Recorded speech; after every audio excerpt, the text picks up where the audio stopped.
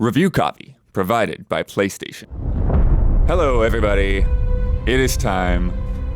God of War Ragnarok is in our hands. We've played about 2 to 2.5 hours, varied between us, not all of us in the same place. There's an official cutoff point. Some heads up housekeeping. Number one, we are not allowed to show you any footage of this game. The only footage you're seeing in this is from a trailer. They have some screenshots or whatever. But we don't need to put the screenshots in there. That's fine. And then we are avoiding some flagged spoilers that Sony doesn't want us to talk about. We're also going to avoid probably some other things beyond that. But there are things that we're going to just necessarily need to talk about. There's some big characters and things that pop up right in the beginning of this game that we're going to want to get into. So if you don't want to know anything about this game, then just leave a like and thank you for watching. Come back later. Go to patreon.com/GCLAs and wait for the review. But yeah, let's start into it. The scene in the cave starting things off. And yeah, I should definitely say I did not play through the entirety of the first game. I like that perspective. Am I allowed to say a thing they have on the title screen, a feature they have for people who might be worried? Oh, there's a recap. There's a recap. Yeah. So there is a recap. How was the recap? I didn't watch it. I feel like through what I have played in the first 2 hours, I'm not lost. Cool. I maybe down the line, but otherwise I was like, okay, it was really short. I was surprised by how short it was, and they had a weird filter going on with it that made it kind of hard to see. Oh, okay. It's like I don't know. in the past. Yeah. So I was like, I kind of would have liked a little bit more clarity, but like and none of the stuff I really saw in the first game, but like they hit on the points about, especially like something that happens right after the cave. I was like, oh, why is this person? The recap answered that for me. So if you're worried, I think it gets you. I think they know what they're doing, and it's get you up to speed at least if you didn't finish one or didn't play through one. Yeah. Another thing they do along those lines that I really like is the journal. Yes, the journal is nice. It's so good for, like if you forgot who a character might be or whatever, they also kind of give like a little bit of, description on certain enemies and that kind of thing, and some nice drawings in there. Yeah, it's from Kratos' perspective, which I like. Yes. Just like, because Kratos is a very stoic character, I guess, a lot of times, so it's nice to just get a little inside his head. Yeah. And speaking of that, without getting into like the actual plot points, just even those moments where the game starts and he's just sitting there by the fire, like making arrows or whatever. Yeah. And there is just so much being communicated from his face. Good faces. And from the themes. Yes. Like this, Bear McCreary, like if you can pick up on like, different character themes and that kind of thing is like, oh, okay, we know what Kratos is thinking right now. Very impressive. This game looks good. It does. Oh, man, it looks good. So we all played up the PS5 version. Yes. To be clear. Just like, Blood talking about like the quality of the mocap there. Just like the nuances they captured looked really good. Yeah. But like the lighting. The environments and the lighting, I don't think I've seen a better looking game this year. Like it's... Like I thought, I was like, man, this like passes for like I'm playing on PC or something. It looks pretty good. Like I didn't feel like bad not playing something on a PC. Like, it looked good. It looks good. Yeah, very good. I think the thing that stuck out to me a lot was the snow. Yeah, the detail in the snow and the chunks and things that come up as you walk around. It's something I've always looked at. Since games started doing that, since like whatever Uncharted Tekken on 2. PS2 or whatever. Video game snow. They've done their best, but like because it's like so kind of like undefined shaped. Yeah, it like can look like it's clearly stuff, oh, it's like that's a model over there. Like this looked way more natural and like very and they good. Follow some blood trails in the snow as well. So I really like that. Like because of that fidelity, like putting that fidelity to work, it was like not quite guiding you. You like still had to do a little bit of like observation there, but it wasn't like I was meandering around. But also you have a companion with you in the early part of the game who. Kind of clues you into things if you start going the wrong way. Like I like that. I went a completely wrong direction. He's like, oh, why are you going this way? Like you should go do this. Or like, especially when you get into the comment, he's like, on your flank, right? I was like, I kind of like this is not annoying, and I kind of like this. It was like good interaction there. There's another nice thing with combat where they do kind of have like little arrow. The arrow, cues. the visibility. Yeah. Yes, So dude. you know where an attack is coming from off screen. That's nods to Kojima right there with a Peace Walker and everything after that. The little ring of the threat ring. I like that a lot. But yeah, good visuals, good opening, setting the pace, and setting the pace. Well, setting the pace for some sled dogs. Yeah, wolves technically, but yeah, you get to control that a little bit there. It's not just a cutscene. Yeah, I'm very curious how you two felt about that sequence, especially it being more of like a cinematic thing. Do you think that was a good opening, like that action piece? That's so on brand for me for God of War, of just cinematic things like that. That could be a cutscene, but they want you to interact with it a little, and God of War has always been like that to me. But I think that's a good start, especially if you've played. I recently played the first game again on PC this year, and it's just picks off at a really great spot after the first game. I'm like, this is exactly where these characters should be. This is what should be happening to them right now. And they're just let's go. Yeah. We're going full speed. So you basically take a sled back to the house. There's some conversations and things that happen with Atreus. You really see the tension there. Yeah, it's still there. There's definitely that sense that, Atreus wants to go out and wants to learn more about this prophecy. Yeah, who he is. And we have to take action. And there's even that one of those points where he quotes him back at him, and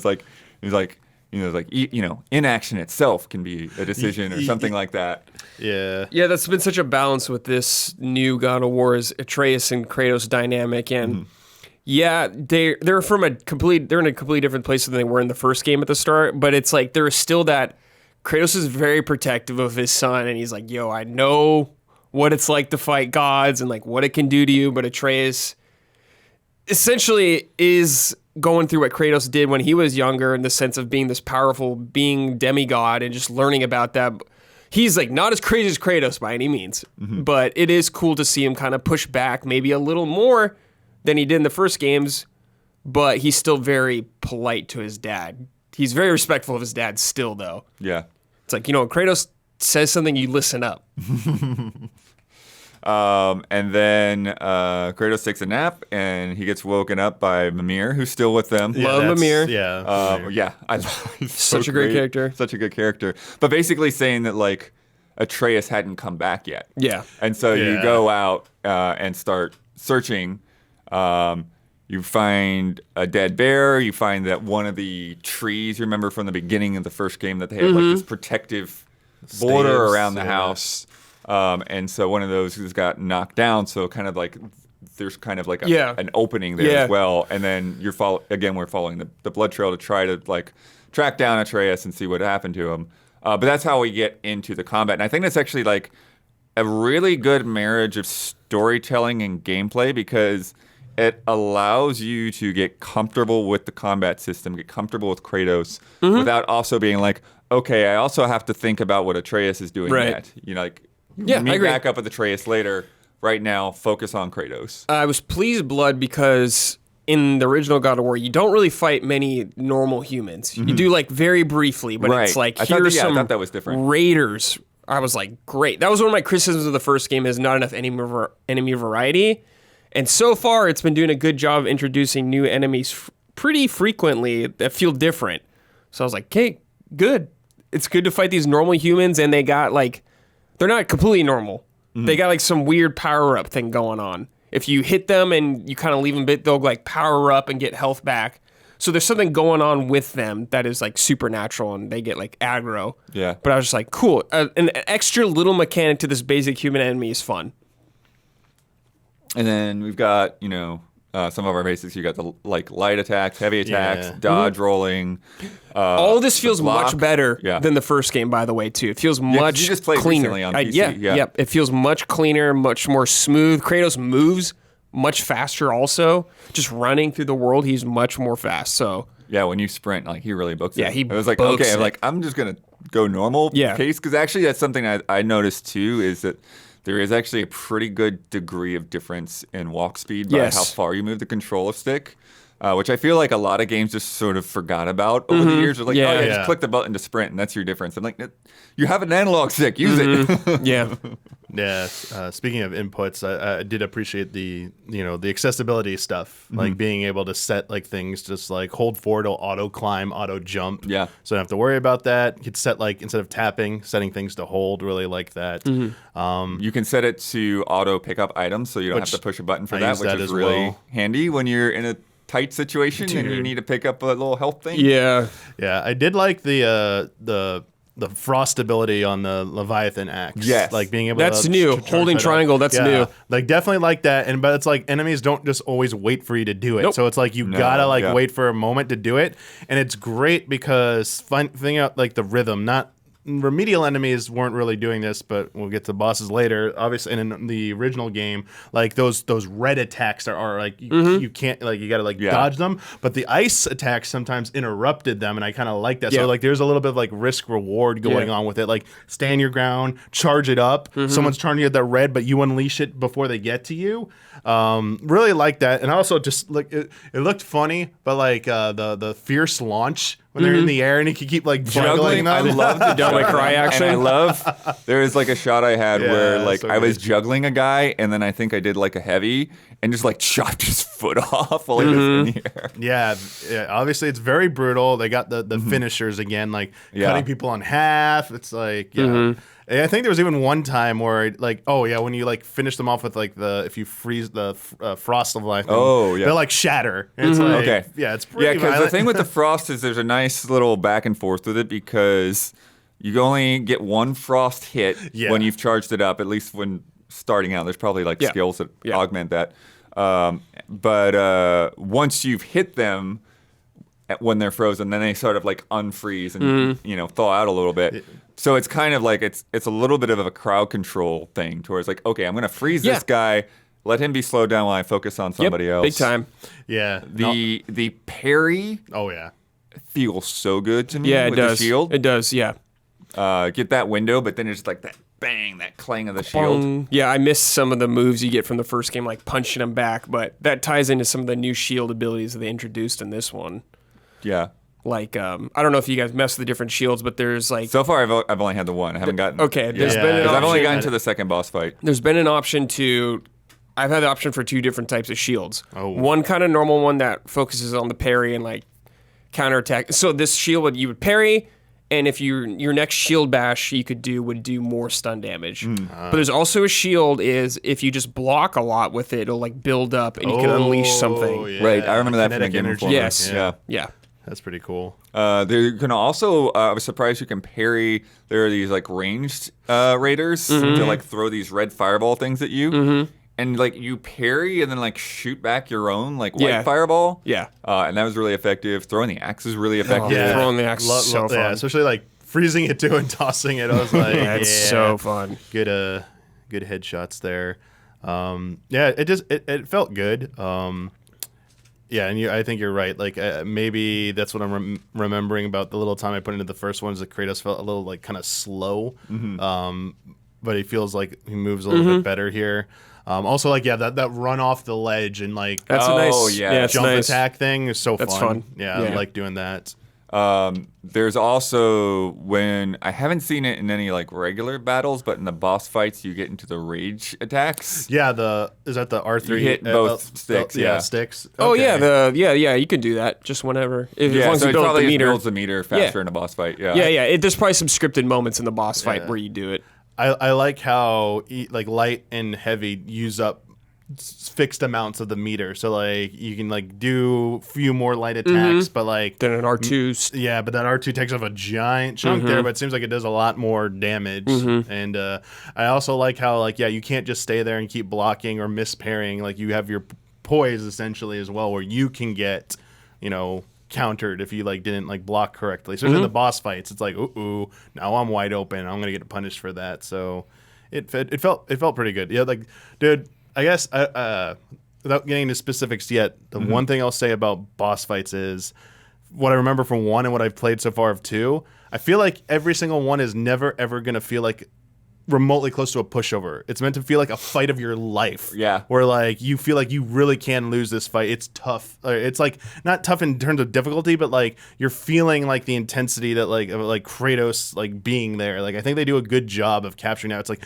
you're just like, oh my god, there's like another phase. Oh my gosh, like this is intense. Like am I gonna win this? Like I like that feeling. Yeah. But like you still feel like you mostly are gonna come out at the other end. It's just like you don't feel like too powerful at times in boss fights. I like that.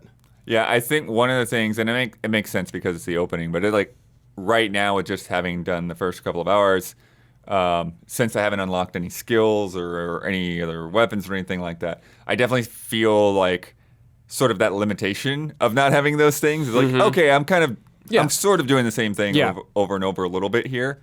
But like I said, you're just getting to know the basics right now. And you get like way more tools in your toolkit early on in this game than you did the first game. Yeah.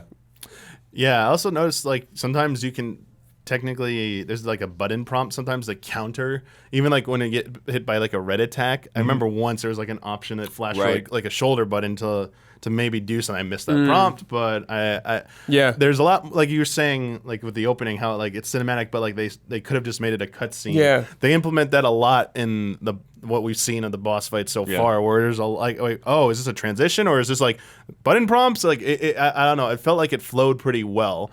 And I think it takes like, you know, a little bit of talent to know like when the player is going to like be at that point and not feel too forced or too scripted. Like it comes off a little bit more natural. Yeah. Oh my God. I have to bring up one of my favorite parts of combat in this now. The new thing is you can interact with some of the objects in the environment. Like I picked up a tree trunk and just smacked some dude with it. I was like, dude, yes. Love that. That makes me feel like a powerful guy. Yeah. Because I messed up on I wouldn't say mess up, but you don't really know how it works at first. So I picked up one. Grab something and you whiffed, you have to be kind of near them for it to happen. So I like whiffed. I'm like, okay, now I know what to do with this other one. And when I landed, it was like, that felt good. So fun. Felt very good. And then let me see, because I know what else I want to talk about. I'm gonna make sure I haven't forgotten something. So the yellow circle that's like that's a block breaker that kind of leaves you stunned for a second. You can parry that though. You can parry that. Yes. I was thinking because I was like, what's the difference here? And then the red circle is the unblockable one. The first boss is just a big freaking bear. It's just a big ass bear. And like Damiani was saying, it feels intimidating. It takes a lot of hits. It really takes you down. I will say these first couple of boss fights, I think they're intentionally, at least on normal difficulty for me, they're intentionally kind of generous with the healing stones popping in. Yeah. You know, sure. Yeah. You get down to the wire pretty quick. So, I'm playing on the hardest difficulty right now. Oh, okay. And I felt it was like pretty generous with the health still too. I was like, I'm very generous. He's like dropping it every now and then. I was like, beginning of the game, just getting your feet wet kind of thing. I had like the magic pixel left on one of the fights, and I was like, all right, well, you know, I got pretty far in this one. Like, I'll get it next time. But then like right by their foot appeared a health thing. Yeah. I'm like, all right, and I got like the auto pickups. So let's just rush in and get it. I get it. I was like, all right, this is good. And then, so I didn't turn that on. So there's that part of that stress of like, okay, I can see there's a green thing over there. Get over there and push circle in time. Like, oh crap, the bear swatted me. And then so what's the proper name for it? Fury attack or whatever the stick buttons? It's like the rage. It's been different in different God of War games. But you heal up during that one. So I think that's new now too. I like healing, and you heal after a fight. I think if you have really low health, it'll give you a little bit. You'll heal up to like a quarter health, I think, something like that. Because I would play after I played the first one again, I would get out of a fight and have like no health or something like that. I was just like, well, I'll just die till I get my health back right away. Yeah. And then the second fight, which we can't talk about how we got there, is with Thor, which I was surprised that this happened pretty early in the game. So early, yeah. But this fight is great because not only are you dealing with Thor, not only are you dealing with Mjolnir, but his actor and his personality are nailing it. Yeah, he's so good. Because he goes from a chill dude to just like, that was a freaking mask. Yeah. You know who he reminded me of? the shout out to this. Was it Philip Seymour Hoffman in Mission Impossible 3? No, like the personality he had there, where he's like calm, cool, collected, very like friendly. Yeah. But then like when it's like I'm gonna fuck you up, it's like he's like turns into ruthless and like that type of ruthless. I was like, dude, like it was intimidation. The whole fight, he is taunting Kratos. He's like, you are not the guy that killed my sons. Yep. You're not the guy that took down a Pantheon. You're not the guy who fought the Valkyries. Like what? Who? You know? What is this? Show me the real Kratos. He wants it. Mm-hmm. It's like, and then the moment where he elicits it out of him again, the use of music when those notes come in, when he's like, "That's there's the God of War." I was like, yeah, that's pretty good. But yeah, the mechanics themselves are pretty interesting because there's like a lot of times where they're kind of like they'll lock weapons together. There's actually like a little bit of like like MMO style like red dots for where things are going to strike. Love that. Like that was speaking my language. It's like they're very generous. I don't know if the hardest difficulty they make them harder to like see or they're more like staggered. I was like, I saw the 3 of them or 4 of them. I'm like, all right, there's a line to the boss, rushing him right now to go attack him. But yeah, like when Mjolnir and Leviathan hit. And they're just circling around that part that was so good. I was like, I love that part. I think mechanically too, it did a little more than the first game of stuff the boss would do, which I appreciated. Because like I said, after I replayed it, I was kind of like, some of the bosses felt like too repetitive, especially his sons. I remember feeling much more repetitive than I remembered this time around. So it seems like they are just like adding a little more and more and more to each thing, and it's really improving everything. I also think they did a really good job with the feedback because there's this really tight line between somebody feeling like a tank and having a sense of your hits connecting. Yes. And I think it's just matching that just right. Maybe it's still a little bit tanky, but he is a tanky dude. He looks like a Kratos? tanky dude. Oh, yeah. No, I don't mean Kratos. I mean Thor. Yes, he's they're both beefy tank So boys. I think it gives you the sense is like you're not going to take this guy down easy. It's not going to be easy. No. But you still see slashes show up. You still see the damage happening there. Yeah, you feel it. That's where I saw that thing that you were talking about, Damiani, where you just like grab these pillars and just swat them with the pillars as well. Yeah, anything when you got those openings, like just the way the game conveys the visual information, like it's like very easy and quick to process. So I think it makes it like the fights feel, flow very well, but also feels fair in terms of like, what you need to figure out. Because like even charging up the ice ability, that first hit, Thor will reel from that hit, and he get a few hits, but then you see him like when he regains his composure, it's like maybe you should back off. Like, you're doing damage, but like he's ready to like counter against you. And I kind of like that. It felt like a little bit like a dance where it's like you do the damage, let's back off for a sec, wait for another opening, and go in. Because one thing I'm not exactly clear on the mechanic, but I think that again, like he'll whittle down my health really well, but then sometimes when you hit him, he'll drop a healing stone, and I think there's like chunks on his life bar. So I think when you get like maybe one chunk down or like a couple of chunks down, that's the thing that'll drop it down, drop some health. So that so I keep my distance, then do some range damage a little bit, and then heal, go in and get closer in a bit. Yeah. Yep. But again, love, because like this is a feeling that was usually reserved like for like JRPGs, where like another phase, another phase, like what, like love that this was doing it. It's like like you think you win, it's like another phase. It's like okay, let's do that, and then like just some of the stuff they do visually when it does go into the more cinematic scenes, it's like.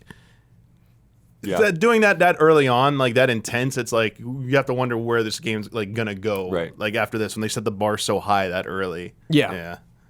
It definitely reminded me of God of War 2, where I was like, whoa, what? This is how you start a game kind of thing. And then Brad, you got a little further from us. I did, Anything yes. else you want to bring up that we maybe didn't see yet? Well, I want to kind of just talk about briefly like the upgrading of Kratos. He's got the skill tree again. So does Atreus. Now they each have individual XP. So you do a fight, they'll get XP at the end. It's not always the same XP also, but you got your skill tree. You're going down there, unlock new abilities. Of course, you have to find an item to level up that weapon like the first game to get more skills. I got a little boat action. I was on a boat going around, exploring a little bit. There was like some optional areas to kind of explore. I didn't get any side quests or anything like that. Just like, hey, here's a little beach you can go on, find some treasure up there or something like that. Yeah, even in the first area where you're tracking, there's some freedom side to areas find and some chests. chests there. Yeah, more of that stuff. I really like that. This whole game is just kind of speeding up some of the things that were slow in the first game, like just traversal now. Like in the first game, you would climb up stuff and a trace would be on your back, but now it's just like you got the Blades of Chaos like immediately in the game, so he's just throwing it right up there, getting up there real quick. Atreus now, he's older, so he's actually just climbing, going through things really quick, so it's been very nice. And there's also like the runes you can get to attach to your weapons to get like an ability to customize your axe a little more to your playstyle. So yeah, all that good stuff's back again. Very cool. Yeah, but overall, this game is kicking it. It's very good, yes. I would say, okay, one criticism I would say is like, even though they're good, I do think like you get some long cutscenes. Yeah, there's long cutscenes. You get some long cutscenes at the beginning of this game, and they'll probably balance out better over time. Yeah. But I think that's like one of those things. It's like, okay, we're watching a movie now. Sure. Yeah, I get that. But yeah, I'm looking forward to playing more. Anything else you want to throw in there before we wrap up? Yeah, I'm so curious, like, what Damiani's thoughts were as someone who didn't. You played some of the first game, but you don't like have a long history of the franchise, as far as I'm aware. Well, I played all the old games. Okay, you did. Okay, so long. I'm the opposite. I've only played the previous. Okay. Yeah, I mean, we don't really need to get into it, but like one's like combat system, like this felt, I don't know, like slower, but like it felt like you had to be a little bit more methodical. Where like OG one was, a little bit more flashy, a little bit more like button mashy, but also, I mean, you can get up at higher difficulties, you still had to like know how to like play. Yeah. And like it was more like traditional character action. So like that's one thing I lamented in the removal, but I will say, this one, it definitely like the pace, like the speed felt a little bit faster. So it wasn't quite that, but felt smoother. I agree with the there's a lot of like lore heavy stuff in the beginning, but I mean it looks so good. Yes. And like the biggest thing for you was like just speeding up traversal. Like it felt like I wasn't bogged down in an area for too long, and I felt like I was like moving along. So I think that might have been like one of the things that was kind of like bugging me. And then the first one was like the pacing. Maybe. Yeah, sure. Yeah. I was just like, it was moving along a little too slow for my liking. Where this one, despite the excess, like the long cutscenes, it was still moving along pretty nicely. Yeah. And like, fear not, everyone at home, there's still moments where you get to like really settle in and take your time. So that's still, of course, there in the game. Nice. And then I don't think I mentioned it at the top, but Huber is playing as well. Yes, he's working on the review. We wanted to keep him separate, free from this, and also so he doesn't have to worry about like saying anything we haven't gotten to or anything like that. But yeah, thank you for watching. We are Easy Allies, and our review will be coming up in a couple of weeks, something like that. I forget exactly how much we can say about that, but it's on the way. It'll be out before launch. And we are supported by viewers just like you. So head to patreon.com/easyallies to support us and keep this going. We are independent critics and streamers and producers and all that fun stuff. And you can also hit like and subscribe to keep up with us on YouTube. Thank you for watching. Review copy provided by PlayStation.